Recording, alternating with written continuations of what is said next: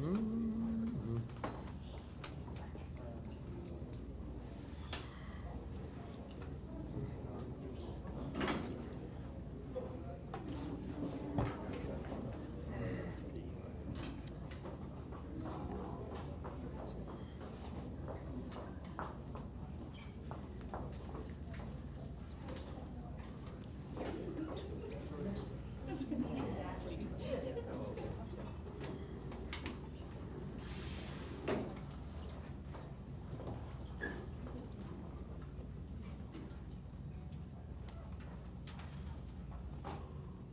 All right, are we all set?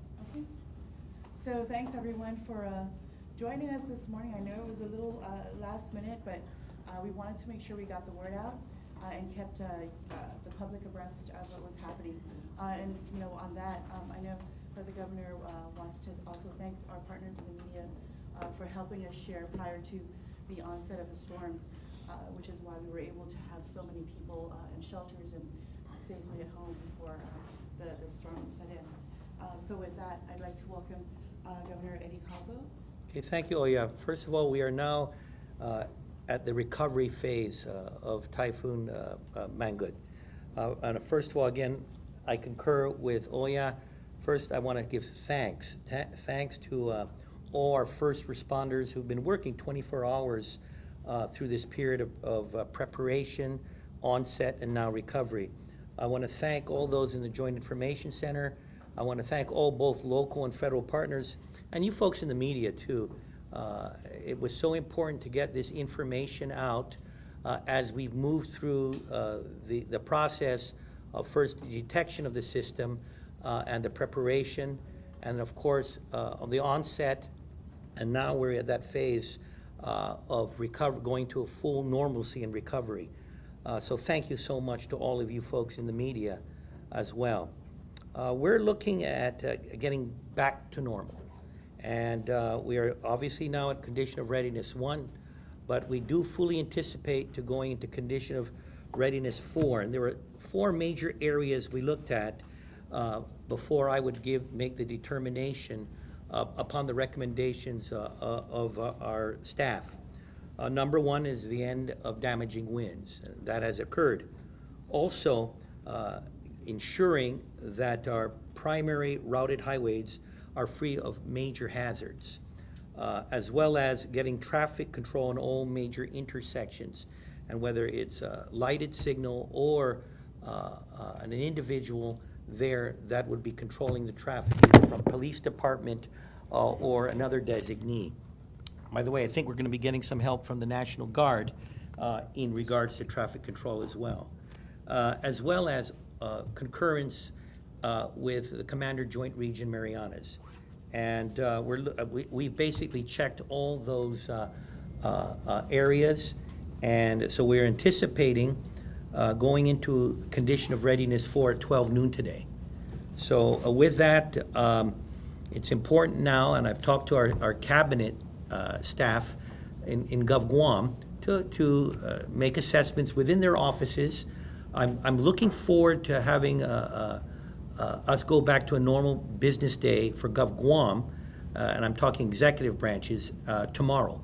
But senior management teams working with individuals within the respective departments are making their assessments of their offices for their facilities, so that again they can move forward towards working tomorrow, and they will be getting those assessments back later on today. First of all, again, thank you all so much. I've got members of my staff here that have participated from the preparations to now this recovery period. So obviously, I've had my Lieutenant Governor working very hard as overseer of public safety. Thank you, Lieutenant Governor. And why don't we also get introductions to all those that have been participating in these preparations in regards to Mangkhut as well as recovery. So you all know Chief J.I. Cruz, GPD, Chief Joey Nicholas of Guam Fire Department, Glenn Navarro, Department of Public Works. At the very end, we have someone who's been working very closely with the JIC. A couple of you may have already spoken to him, David Trevino of FEMA, and then of course we have Art Perez, whom I know a lot of you probably have questions for, and then of course Chuck Aceves of Civil Defense, and HSA George Travis. We'll open to questions. Governor, I know you're still going through the assessment phase, but do you anticipate asking President Trump for an emergency declaration? Well, I've signed an executive order declaring Guam, again, an emergency, in a state of emergency. And now the assessments are being made. There's been damage, a lot of vegetation, but there's also been issues, again, with in areas of power and also flooding. So we're going to be getting those assessments, and then upon getting those assessments and a tallying of again, estimated costs, I do anticipate writing an official letter to the president and then moving from there. What would be your spending priorities? I know I spoke with the administrator of the hospital. One of the issues that has recurred is the leaking roof, which you've been trying to get fixed for quite a few years now. Well, I'm not going to set any priorities here other than I'm waiting for those assessments to get back to me, and then with that accumulating them and then getting the package ready so that I am ready to send that letter to the president, again calling for federal assistance. Have you been in touch with the White House since?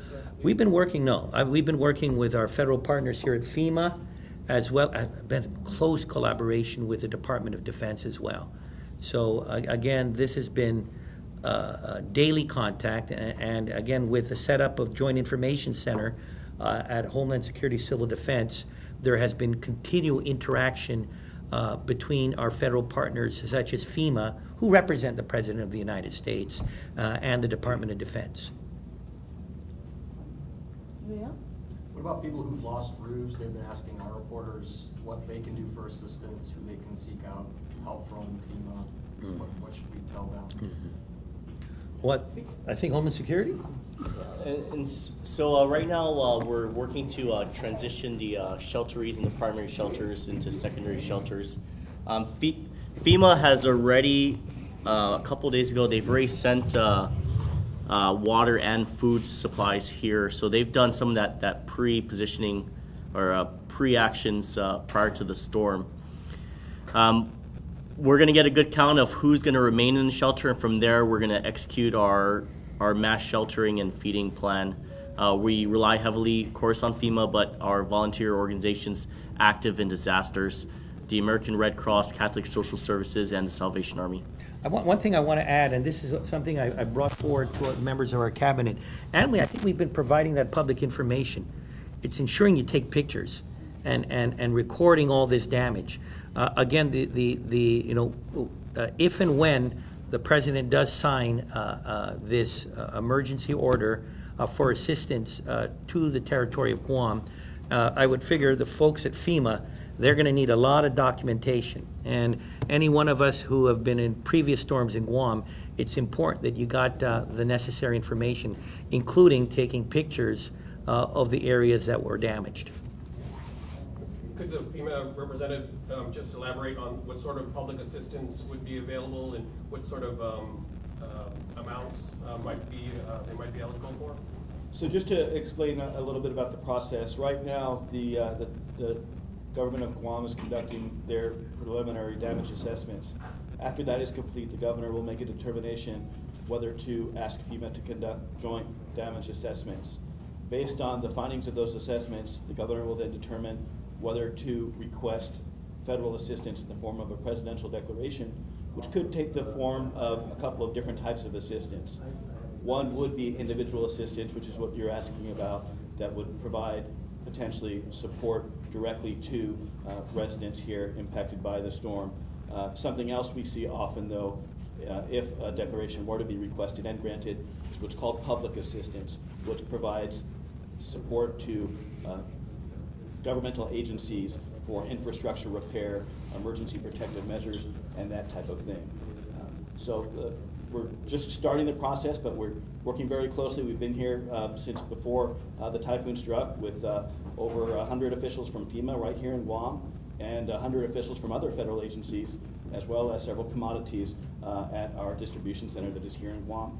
And just really want to commend the preparedness efforts by the government here in Guam, and the individual residents here. It's been phenomenal, and we really encourage people to continue to listen to your officials for guidance so that you can stay safe as you're returning home and starting the recovery process. As a matter of fact, I got to thank FEMA. As we're focusing on Guam, there have been, there are other communities in the United States that are affected by or soon to be affected by storms. You got the Northern Marianas, where again we have a team from FEMA that will be visiting places such as Rota and Tinian. So they are not only looking at assisting Guam, but they're also assessing whatever requirements for emergency assistance in places such as Rota and Tinian. And I know you folks have been pretty much stretched as a result of an impending movement of either hurricane forces in the Hawaiian Islands as well as the Atlantic. So they're stretched out pretty good, and I want to thank them for that, for being here in force. That's why it's so important that we assist them also when we get these assessments. And again, it's all about getting these assessments from the agencies here in Guam, and of course from the public as well. One thing I also think that's important to point out, if I may, is that federal assistance is just one part and a small part of the overall recovery process. We have local programs, we have community agencies, faith-based agencies, nonprofits, the American Red Cross, and other agencies, as well as friends and family who step up and help out when people are impacted by disaster. So keep that in mind, that a lot of people immediately think of FEMA as like the one and only type of assistance that's available, but the fact of the matter is most of the assistance is actually by local government, state government, nonprofit agencies, friends and family who step up and band together as we're seeing here. We do encourage people, though, if you have been impacted and do have property that's been damaged, to contact insurance agents, take photos, save those photos, and save any receipts for repairs and that type of thing. Yeah. A lot of our viewers are complaining that the power's been cut at their homes. I know that's something that all of us on Guam are seeing the first-hand effects of. Earlier, FEMA discussed that there are two types of aid that could be open for Guam: public assistance or assistance towards individuals or families. Is Guam waiting for FEMA to give out public aid to? No. We've been through this before. We got to assess first, and that is what is occurring ongoing right now. The assessment of public areas. Now it's important, as our FEMA representative mentioned, there's a whole bunch of folks here that have insurance. So when it comes to private areas, it's important that they do their documentation. If they're insured, that they contact the insurance companies. There are other agencies that I'm sure that we'll be working with here in terms of non-governmental that also can assist in that matter. But at this point, it's about assessment. We have about 800 plus shelterees, and it's gone down. I think yesterday we had about 2,000. So right now, they're going. A lot of them are going to their residences and basically taking an accounting of it and seeing what the condition is. So right now we're in that early phase, both for the government and for the community, to assess the damage that's been made. Some have insurance, some don't, and this is where we look forward to working with the local community, with our federal partners, in assessing the damage that has occurred in this community. Art, can you give us the assessment of your agencies, what the damage assessment is, and what the restoration priorities are, and when do you think the full restoration of service, when that might be? Sure, that assessment began as soon as the strong winds subsided last night. As the damaging winds already passed Guam, assessment teams were already out there focusing on the process that you all received via the media, how GPA is going to restore power after a storm. Assessment of the generators, major transmission lines heading out towards substations, and then from there out to the distribution lines, which go out to the villages. Right now, GPA has been focused with the benefit of daylight. We have 100% visibility on transmission lines. That's what the focus of our line crews are doing today, as well as restoring power where it can be to priority circuits. And what I mean by these priority circuits, GMH, ports of entry, the airport, the Port Authority, get them back on Island Power so we can get them, so we can support them with their continuity of operations.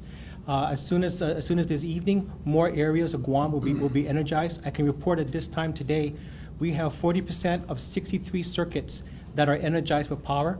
To give you an idea what the areas that we're talking about here, parts of Dededo, Chico, Anigua, PD, Nimitz Hill, major parts of Tamuning, Tumon, which I mentioned earlier includes the hospital. So as we start branching off from there and start energizing more areas of Guam, our safety messages issued out through the Joint Information Center talks about voltage fluctuations and down power lines. Please, we're asking the public to be cognizant of that. As we start energizing more of these areas, more of these hazards may be present. If lines are sparking, stay clear away. Consider all down lines live and energized. As we start the restoration process, you may hear other things going on like transformers, takeoff fuse going on, making a loud bang in the neighborhood. Those are the type of reports that we need to have coming into our trouble desk. That number to call will be 475-1472, 73 or 74.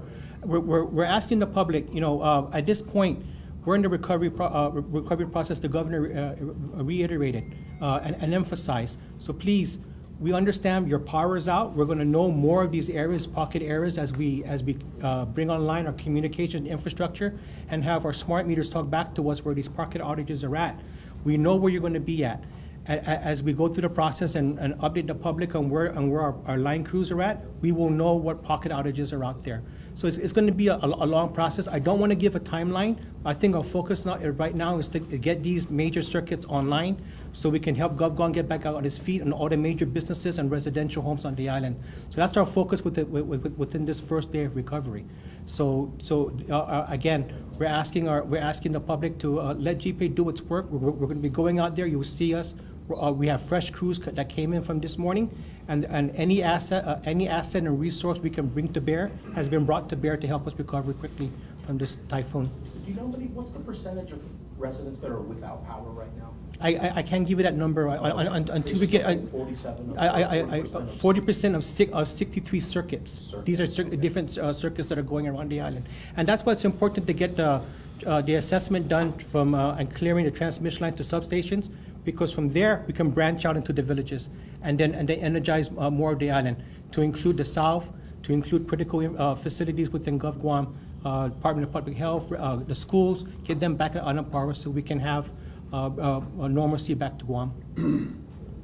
I'd like to bring up something on the roads real quick. The governor mentioned about major obstructions, major roadways, right? There's a lot of leaf, a lot of foliage, a lot of things that are down on the ground, some branches that are out there. So please, people drive cautiously. The chief has indicated that 10 of the 24, I think it is, intersections that are deemed critical will have staffing. 10 of them are already energized with lights, lighted intersections. The other ones will have and should have by this time traffic direction by either the National Guard or the police. Chief? There were families that lost their homes, like the houses were totally damaged. There's nowhere to leave. Where do they go? Well, right now we get the condition of readiness 4. That's what we're looking at now. The schools have to get back to being schools. So there will be secondary shelter areas for those that have no place else to go. And what are the? We have 887 shelteries at this point. Yeah, but I'm talking about the secondary shelters. The tier 2 shelters are going to be managed by the mayors. Yeah. At the community gyms or centers, depending on what the assessments are, as they go back and go through with the shelteries to determine who needs continued shelter. But some residents, they do not want to leave their properties because they're afraid, they're concerned that somebody else would steal their whatever is left. Do you advise that they just stay where they are until somebody else assesses the damage? I think it's important for our residents of Guam. It's important to take shelter. If you are in an area where you feel it's unsafe from the elements, and whether it's rain or wind or potential, live electricity, then it's best to make use of facilities we have now, which are the shelters. So, you know, but obviously, you know, that is what a recommendation is. We don't want anyone in our community to live in an unsafe environment, but it's really up to that individual or family on, you know, where they choose to stay. But again, we would advise that, you know, if they're concerned about their safety in you know, if there's damage, then, you know, again, we're out there to work with them and give them the necessary assistance. Any reports of injuries during the typhoon? None. There were none. None? None. Yeah. Sorry, say again? Injuries? Yes, we had a total of 28 EMS calls, 4 of which were injuries attributed to typhoon, whether it be slips, trips, or falls, or flying debris. Minor, but all minor. minor injuries are reported. Joey, how about the structure fire? What do you We understand? had a total of 4 structure fires, and indications are 3 out of the 4 are due to some type of electrical cause, whether it be a down power line, and then the 4th one was by candle. We understand a baby may have been injured in one of those? On the last structure fire this morning, we just reported that an infant was still inside the building when they reported the structure fire, but fortunately our fire trucks were already responding there to the same location for a down power line, and they got there in time to with the family to extricate the infant. The Lieutenant Governor mentioned that one of the issues, the main impacts of the storm was vegetation, down vegetation. I was wondering, maybe Glenn, can you address the green waste issue? So we're, at this point in time, we're clearing the routed roads. We're moving the debris to the side. And we have 7 green waste stations throughout the island. We're coordinating with the National Guard. We're going to collect the green waste and take it to those stations, and then they'll be disposed of through a vendor that will pick it up and actually dispose of it. So. About public schools, I know a lot of them have served as shelters. When are we anticipating them being ready to open? As a matter of fact, at the cabinet meeting right before you folks came in, we had, you know, John Fernandez was here, and of course, you know, DOE had a special role here, and I want to thank them because of their concrete structures. These were the primary shelters for 2,000 of our residences. Now, as we go to recovery mode, you know, they're going to have to take some time to ensure that those facilities are properly sanitized and prepared for school. And so, though I've set a target tomorrow for executive branch agencies under the purview of the governor, you know, I will leave that to John and the Department of Education to see when their school facilities will be ready and adequate for a resumption of classes. And this is where, again, the Joint Information Center will be working with partnering agencies, and we'll get that information out to the public when Department of Education does decide on when those classes are set to resume. That's all, everyone. Thank you for coming. Thank you. Take care, everybody. Thank you. Okay, good. All right. I'll be on the helicopter. Take care, guys. Huh? Thanks, George. Huh? Yeah. Hey, by the I'll be with you. By the way, oh yeah? Thanks a lot. Okay, so you just heard it there from the governor himself, as well as several key parts of his cabinet. Nestor Lecanto, my colleague of a very long time, is here. And Nestor, you've actually, in your career in journalism, you've done many storms. It seemed like this one, there was a very strong sense of organization, there was preparedness, and there was also a lot of really good information that was disseminated here. Yeah, I think one of the big issues that the governor was talking about was we're still in the assessment phase, and that will determine, of course, what sort of assistance he will be requesting from President Trump in terms of an emergency declaration for Guam. So once they complete the assessment the next day or so, then they'll have a better idea what those spending priorities need to be so that they can specifically request that with the White House. And you asked that specifically because, like, we're seeing a lot of your comments right there on Facebook Live. People are saying, you know, I need help. Where can I go to contact FEMA? You know, if I have things in my yard, who do I contact to haul it away and everything? But right now, it is an important distinction to make that we are still assessing the extent of the damage and what the status of Guam is at this time. As we heard earlier, the FEMA representatives was explaining what their role is and what they will be able to do, and that's also contingent a lot on what the president comes up with in terms of assistance for Guam, and then they will typically establish like a place where the public can go to file their applications for assistance. And as the governor mentioned, they need to, as much as possible, document their damage if they are going to make some claims, take some, smartphone photos of it so that it will be easier for them to make that assessment. And I think it will help facilitate their application. Yeah, everybody's got these little mini computers in their pockets at all times. And the governor did emphasize the fact if you would like to actually make some sort of claim or you want to justify the fact that you need help, take a picture of it. Take several, in fact. Make sure you get that out there. And Nestor, Governor Calvo launched right off the top. He said, okay, condition 4, everybody wants to know when we're going in. Condition of readiness 4. He said that is planned right now for high noon. Right? For noon today, yeah. Okay, and that's going to be, so make sure to continue to watch KUM. We had a lot of information here. You can actually scrub back and watch a lot of what Governor Calvo, as well as his cabinet, said. There's a lot of members there, once again, from law enforcement. You saw Chief J.I. Cruz from the police department. There was Chief Joyce and Nicholas, who was saying there were 4 structure fires last night during the storm. And that was something that a lot of people were asking about. You actually brought that question up. Yeah, if I recall correctly, there were 4. 3 had to do with electrical related, and 1 was candle related. So, yeah. Okay, and we have got a lot of information coming up on what continues to be the aftermath of Typhoon Mangkhut. A very long night for us.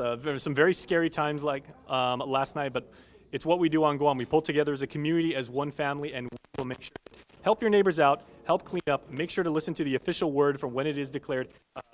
12 o'clock, we should be in condition of readiness for. We'll get that word out as soon as it's there. But for Nestor Lecanto, I'm Jason Salas from the Office of Civil Defense in Agana Heights. Stay safe, Guam.